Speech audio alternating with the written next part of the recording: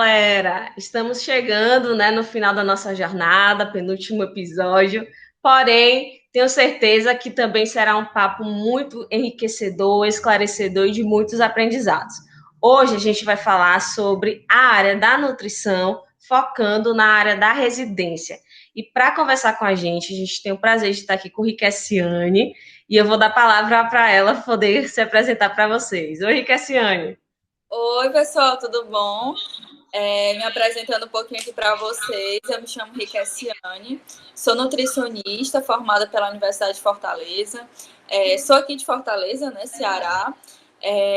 Finalizei o curso de graduação no finalzinho de 2019, colei grau em janeiro desse ano e logo em seguida entrei na residência, em março desse ano. Sou R1, né, estou finalizando o 4º mês da minha residência. No caso, Riqueciane, qual é a área da sua residência? Você Pronto, faz sou residência? residente em transplante, concentração área de transplante. Pronto. Então, durante a entrevista, você vai falar mais para a gente assim, dessa área. E aí eu vou aproveitar para a gente começar e te perguntar quais são as áreas possíveis de fazer residência na nutrição. Além de transplante, quais são as outras possibilidades? Nossa, muitas áreas. Assim, a residência multiprofissional, ela dá a oportunidade para a gente atuar em muitas áreas da nutrição, tanto que nem eu sabia assim, quantas áreas a gente podia atuar. No hospital que eu faço a residência, além do transplante, tem outras 3 especialidades que a gente consegue atuar: saúde mental, oncohematologia e diabetes.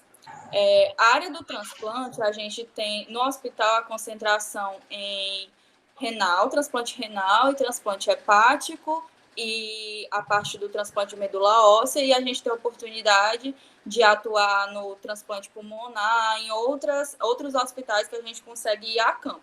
Várias outras especialidades também, como a pediatria, a parte da neurologia e neurocirurgia, infectologia, cancerologia, são várias outras áreas. No caso, a residência que eu fiz, eu passei para 4 áreas, passei para o transplante, para cancerologia, infectologia e urgência e emergência, e eu acabei optando pelo transplante, que foi uma área que eu sempre estive muito próxima com a parte renal na faculdade.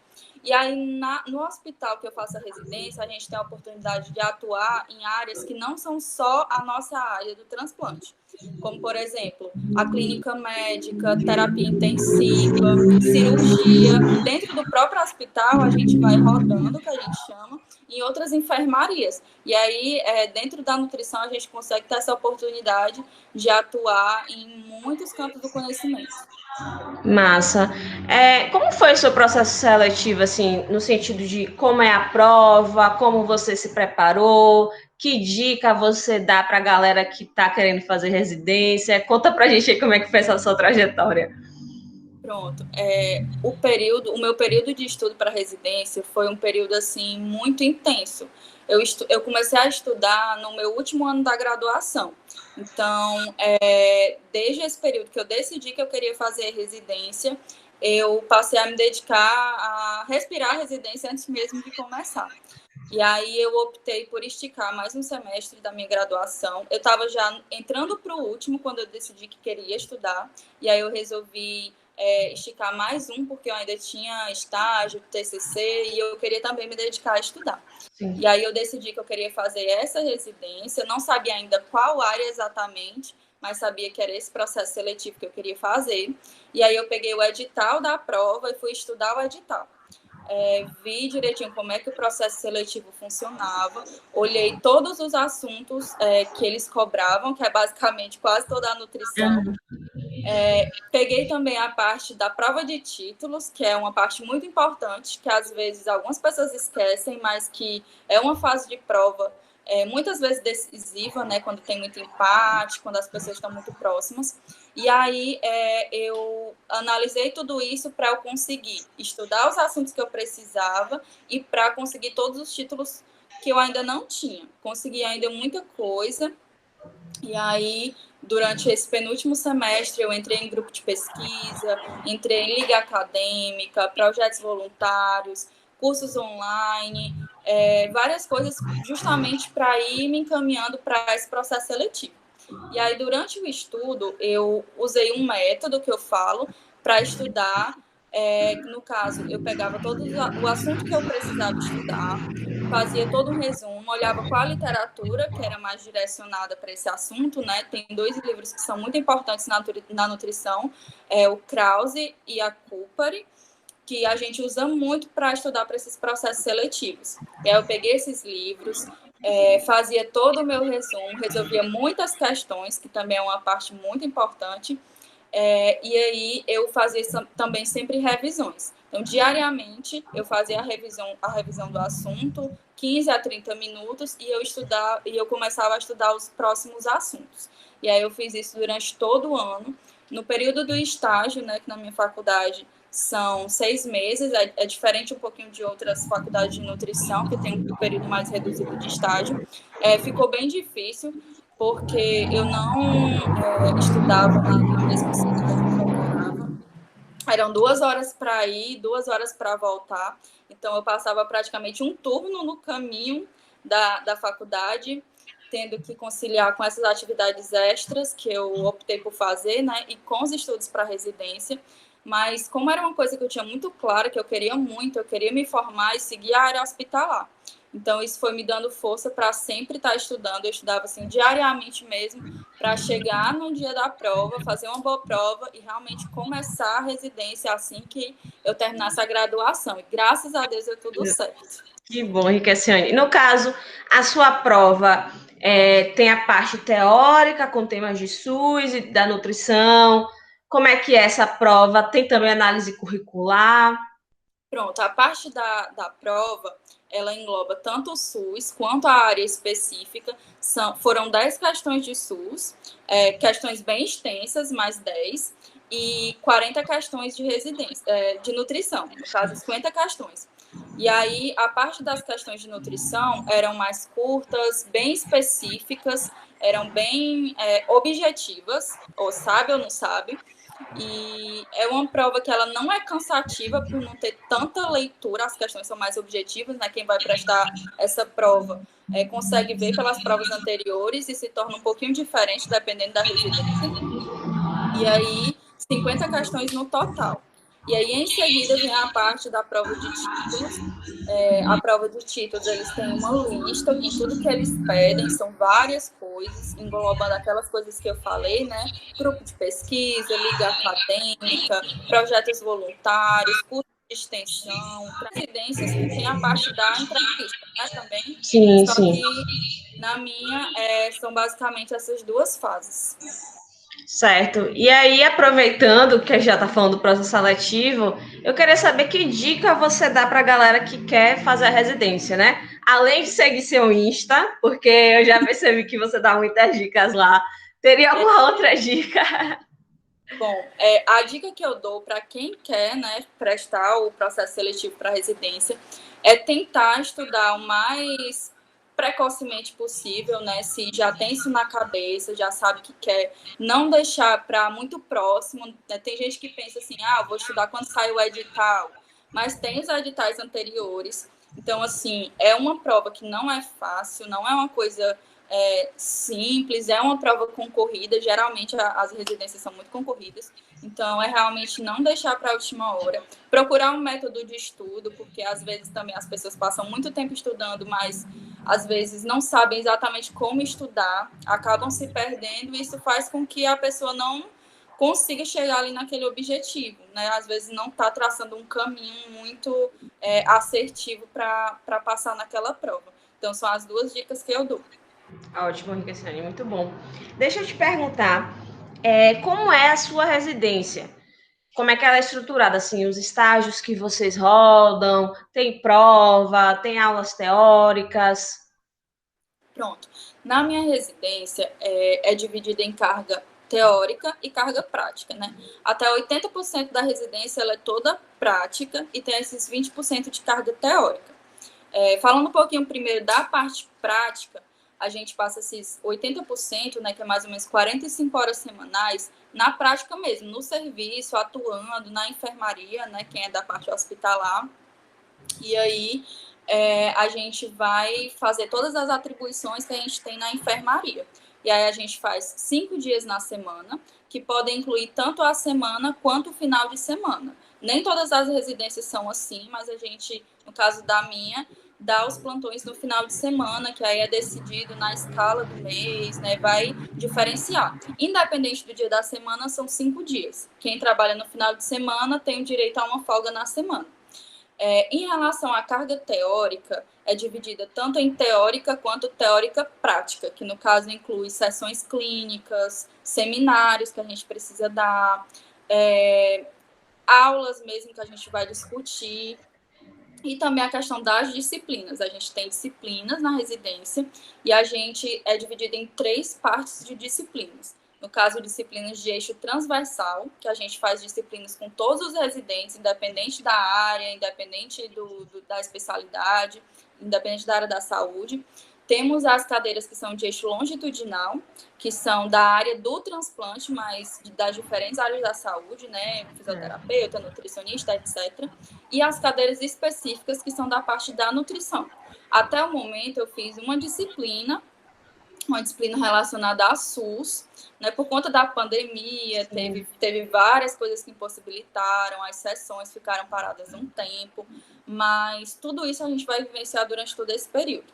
E aí tem também isso. Aí tem também o TCR, né? O TCR que a gente faz no nosso 2º ano, último ano da residência, que é como se fosse o nosso TCC da faculdade. A gente precisa fazer em formato de artigo, a gente precisa apresentar, publicar. E também temos os estágios, né? Durante os 2 anos, a gente passa por alguns locais, alguns serviços para conhecer, mas tem um estágio eletivo em si, que a gente pode fazer em qualquer lugar do Brasil ou do mundo, a gente pode fazer em outros países também. A gente que entra em contato, que tenta conseguir, se o hospital tiver possibilidade, e aí a gente fala para o serviço, eles entram nos trâmites para conseguir. Então, se a pessoa tiver disponibilidade para ir para qualquer lugar do Brasil, do mundo, se o hospital também tiver ou o serviço tiver, a gente também tem essa possibilidade. Então, são várias coisas que a gente faz na residência, várias etapazinhas. Além de ter oportunidades, né, profissionais, você também está agregando ao seu conhecimento. Então, realmente, a residência é um momento ímpar na questão profissional. Demais, até porque é tanta prática que, assim, eu acho que nenhuma especialização, nenhuma outra coisa a gente consegue viver tanto no serviço quanto na residência. Verdade. Aproveitando, Riqueciane, conta pra gente se começa a rotina, o seu dia a dia, né? Que você tinha comentado comigo que é uma curiosidade que muita gente tem. Pronto, eu sou, assim, suspeita para falar que eu amo a rotina do serviço, porque eu sou apaixonada pela nutrição hospitalar. E, assim, basicamente, mesmo a gente sendo de diferentes áreas, diferentes especialidades da residência, basicamente a rotina do serviço é parecida, né? O que a gente vê com os pacientes é bem diferente, dependendo de cada área, mas a rotina mesmo em si nas enfermarias é parecida. Então, o que a gente faz? A gente chega no serviço e a gente tem um mapa que é a base do nosso serviço. É onde eu tenho todos os pacientes ali, né, um mapa no Excel direitinho com todos os pacientes, o diagnóstico dele, os dados antropométricos, tudo que a gente vai alimentando, qual é a alimentação que o paciente está recebendo, quais são as aversões que ele tem, tudo que a gente observa na rotina, a gente vai colocando nesse mapa. E aí a gente precisa ser a primeira coisa que a gente vai fazer no dia, porque a gente vai atualizá-lo. Por exemplo, no meio tempo das 19 horas, que é a hora que a gente vai para casa, né? A gente passa o plantão de 12 horas, e nas 7 horas do dia seguinte, o paciente saiu, teve alta, chegaram outros pacientes, então a gente precisa atualizar tudo isso para ir para o serviço em si. A gente atualiza exame, atualiza algumas informações que tem no próprio sistema, porque no hospital a gente tem um sistema onde é feita a evolução e tudo, e aí a gente imprime esse mapa e vai para o serviço, que vai ser a nossa base. E a gente tem 3 tipos de visitas que a gente faz em relação à nutrição. A visita de admissão, que é quando o paciente chega, a visita de rotina, que a gente vai diariamente visitando os pacientes, e a visita de reavaliação. Nessa visita de rotina, a gente vai conhecer o paciente por completo, vai fazer uma entrevista conhecendo ele, e também a gente vai fazer a triagem dele, ver se esse paciente tem risco nutricional ou ver se ele tem baixo risco nutricional. A gente vai avaliar isso a fundo para ver como é que a gente vai cuidar desse paciente. Ver se ele precisa de suplementação, ver se ele precisa de tudo isso. E aí isso é realmente mais aprofundado. E aí nas visitas seguintes a gente vai fazendo mais adaptações, a gente visita, pergunta como é que o paciente está, se ele está com diarreia, ou se ele está constipado, dentre várias outras perguntas que a gente vai fazendo no dia a dia. E vai adaptando as nossas condutas. E tem a visita de reavaliação, que a partir dessa triagem eu vou fazer para ver se eu preciso, se esse paciente está perdendo peso, ver se esse paciente está precisando de um aporte mais específico. E aí, dependendo, a gente vai ter um cuidado mais a fundo com ele. Porque, assim, a nutrição, ela acaba tendo muitos pacientes para uma só nutricionista, uma só residente, né? Então, a gente precisa ver quais são os pacientes que a gente tem que dar, por exemplo, prioridade. E aí, quando o paciente tem muito risco nutricional, a gente visita diariamente, tem um acompanhamento mais próximo. E aí, no geral, são essas visitas que a gente faz. A gente sempre pega as prescrições dietéticas, né, que a medicina faz, passa toda a prescrição, a gente vai adaptando, vai conversando com o médico, enfermeiro, tem toda essa conversa. E nesse meio tempo aparecem várias atividades altas, a gente precisa dar orientações de alta, orientações para pacientes que vão para casa de dieta interal, por exemplo, pareceres, entre muitas outras atividades que a gente precisa fazer no serviço durante o dia, que vão aparecendo, várias necessidades. Muito bom mesmo. E aí, Riqueciane, foi até uma dúvida de uma seguidora que eu achei interessante, no sentido assim, né, essa é a sua rotina como residente de nutrição, e o nutricionista que já é, né, contratado do local, como é que ele atua? Ele atua com vocês, é separado? Como é que acontece essa dinâmica? Pronto, a gente trabalha todo mundo junto. No dia, a primeira coisa que a gente faz no dia, a gente vê a nossa escala direitinho para ver onde cada nutricionista vai. O nutricionista, a diferença mesmo é que o nutricionista do hospital, ele tem uma clínica em que ele é responsável e que ele passa mais tempo fixado ali. Nós, como residentes, a gente acaba rodando mais para conhecer o serviço, para conhecer outras áreas. Mas em relação à rotina, essa rotina que eu falei, a rotina de ir para o serviço, cuidar dos pacientes, ser responsável pelas suas condutas, assinar, tudo a gente faz. Então, em relação à rotina, o nutricionista residente e o nutricionista ele tem a mesma rotina de fazer todas essas coisas. Às vezes as pessoas também me perguntam muito que tem muita insegurança de chegar lá e não saber fazer nada e tudo. Mas tudo que a gente faz tudo que é necessário lá, mas a gente é supervisionado. No início a gente observa o que é feito, como é que é feito para poder fazer, né? A gente, com o tempo, vai tendo mais autonomia, faz as coisas sozinho, mas tudo que a gente precisa se reportar, a gente se reportar ao nutricionista, ao nossos R2. Então, assim, a gente faz tudo, mas sempre com a supervisão ou com o suporte necessário se precisar. Isso é interessante porque é um outro ponto positivo da residência, né? Você ter essa supervisão, ter ali alguém que você pode estar sanando as dúvidas, né? Superando essa insegurança. Tudo eu vou me identificando, porque aqui do lado da medicina também é a mesma coisa, é o mesmo pensamento. Você formar, e aí você vai trabalhar logo de cara em um lugar e você realmente tem que fazer tudo ali sozinho, aprendendo na marra. E na residência não, você tem essa oportunidade de chegar lá e alguém te dar um suporte, alguém te mostrar como é que faz. Então isso, ao contrário, às vezes a pessoa diz que tem muita insegurança, mas isso te dá mais segurança. Você tem a oportunidade de errar, vamos dizer assim. Isso. Ter alguém ali do teu lado para te ajudar, a te reerguer. Verdade. Em relação à residência, Enriquecendo, quais são as dificuldades assim, que você percebeu, que você tem enfrentado nesse período? Dificuldades em relação ao serviço em si, em relação à nossa atuação, eu não encaro como muita dificuldade. Assim, a gente tem muitas dúvidas durante o dia a dia, só que esse suporte faz com que a gente não encare isso como dificuldade, é tudo muito aprendizado. Tudo que a gente não sabe fazer, a gente pede ajuda, a gente vai observando outras pessoas fazendo. O que eu encaro de dificuldade mesmo na residência é o tempo. a gente acaba tendo um período muito reduzido para fazer outras coisas. Por exemplo, né, a gente passa 12 horas. Então, às vezes, a gente brinca na residência falando que a gente vai para casa para ir para a residência e sai de casa para ir para a residência. É tipo, é esse ciclo assim. Chega para dormir e voltar. Então, assim, é muito intenso isso. E é o que eu sinto dificuldade às vezes, porque apesar de ser uma coisa que você ama, apesar de ser uma coisa que você sente prazer, tem horas que você se sente esgotada. Então, assim, chega numa sexta-feira ou num plantão no sábado, do domingo, às vezes você pensa que você não vai conseguir em relação ao cansaço físico, né? Essa realmente é a dificuldade que eu vejo, mas em relação ao serviço em si, a gente tem um suporte muito bom e aí a gente não encara os desafios como dificuldades. Uma coisa que está sendo muito bacana dessa jornada, Enriqueciane, é porque o que eu tenho visto é que muitas das dificuldades, muitos dos benefícios que eu vejo na residência, os outros colegas das outras áreas também compartilham. Então, assim, várias coisas que você está falando aqui, eu vejo, assim, trago para mim também porque é a minha realidade.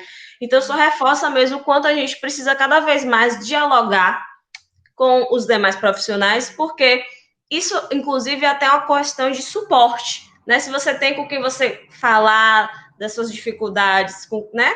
Além dos seus colegas da nutrição, você vê que também o seu colega da medicina, da psicologia, também passa pela mesma coisa, é aquela questão, tá todo mundo no mesmo barco e a gente pode estar junto, né, nisso, a gente pode estar enfrentando isso juntos, né? Então, isso tem sido muito bacana. E aí, aproveitando essa questão da interdisciplinariedade, e te perguntar assim, para a nutrição, o que é que vocês veem como importância da atuação da equipe multidisciplinar? Como é que vocês encaram isso? Na residência, a gente consegue ver o quanto realmente é necessário, o quanto realmente acontece, e é essencial essa parte da atuação multidisciplinar. Né? A gente, às vezes, na faculdade, a gente pensa que é muito bonito na teoria, mas muitas vezes acontece na prática. Pode ser, mas pelo menos na residência a gente consegue ver tudo muito unido, tudo muito interligado.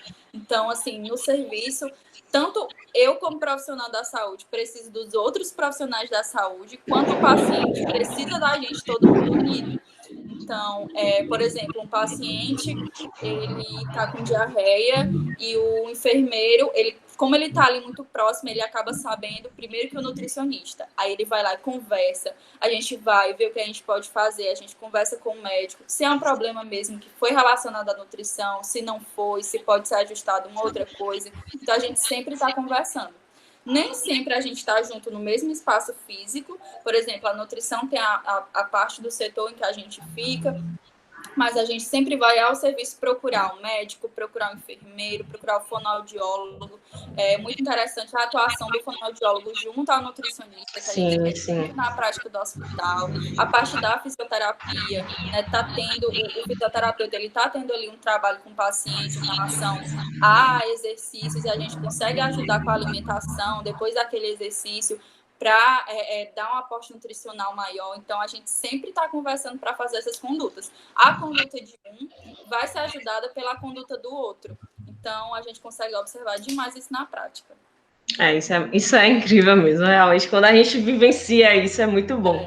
E, Riqueciane, para a gente finalizar, uma dúvida que é muito presente, inclusive, para a galera da medicina, é se existe interação entre os residentes de nutrologia, que é uma especialidade médica, com a residência da nutrição. Como é que acontece isso? Existe interação? Não existe? Enfim, conta pra gente aí.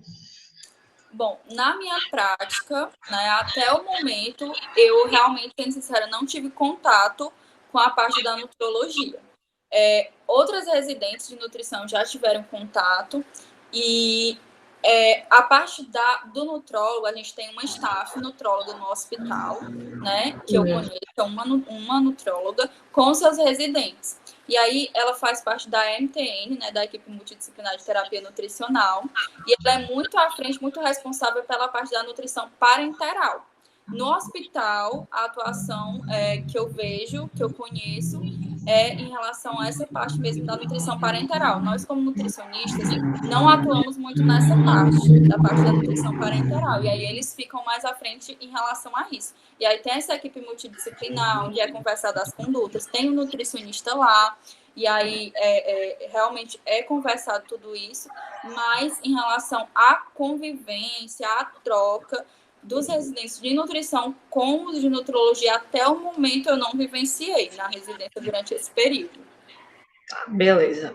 Bom, Enriquecendo, eu queria te agradecer, tá? Muito obrigada pela sua participação aqui na nossa jornada. Vou deixar seu Insta aqui para a galera poder conhecer o seu trabalho, que é muito bacana. Vou deixar também até mesmo para a galera te seguir, poder tirar mais dúvidas, enfim, poder acompanhar nessa trajetória por aí. Tá ótimo. Eu agradeço muito essa oportunidade, né? Eu espero ter tirado muitas dúvidas Foi de vocês. ótimo. Caso tenham mais dúvidas, podem me perguntar, que eu vou estar sempre aberta para falar sobre a residência. Eu sempre falo sobre a residência no meu Instagram. Então, qualquer coisa é só falar.